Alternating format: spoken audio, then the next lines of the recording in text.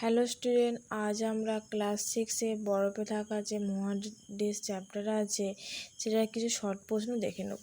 তো সেই চ্যাপ্টার আছে আন্টার্কটিকা। আন্টার্কটিকা একটি গ্রিক শব্দ, অর্থ উত্তরের বিপরীত, অপর নাম সাদা মহাদেশ। এবার এই মহাদেশে অপর নাম সাদা মহাদেশ হলো কেন? এই মহাদেশটি সারা বছরই 1 থেকে 2 কিমি পুরু বরফের চাদরে ঢাকা থাকে। সেই জন্য পৃথিবীর মানচিত্রে এই মহাদেশটিকে সাদা রঙে দেখানো হয়েছে, তাই এর অপর নাম সাদা মহাদেশ। আন্টার্কটিকার জীবন্ত আগ্নেয়গিরি মাউন্ট এরেবাস। আন্টার্কটিকার সর্বোচ্চ শৃঙ্গ ভিনসন ম্যাসিভ, যার উচ্চতা 4892 মিটার।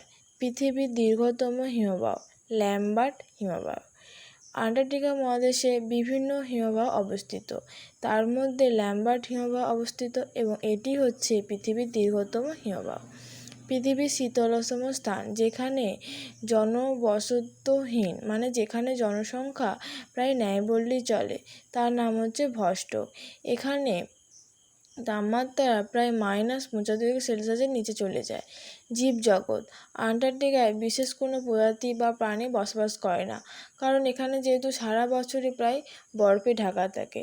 তার সত্ত্বেও এখানে স্থায়ী বাসিন্দা পেঙ্গুইন পাখি, এছাড়া মাছ, সামুদ্রিক পাখি, তিমিশিল দেখা যায়। এবারে যে পেঙ্গুইন পাখি থাকে এদের কি খাদ্য? এদের খাদ্য হচ্ছে মাছ ও krill।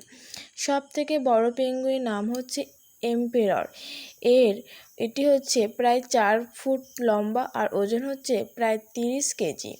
14 ডিসেম্বর 1911 সালে প্রথম পৃথিবীর দক্ষিণ মেরুতে যান নরওয়ে অভিযাত্রী রোয়াল্ড আমুন্ডসেন ও তার সঙ্গীরা। 9 জানুয়ারি 1982 সালে প্রথম ভারতীয় অভিযাত্রী দল আন্টার্কটিকায় পৌঁছায়। ভারতের প্রথম গবেষণা কেন্দ্র দক্ষিণ গঙ্গোত্রীয়।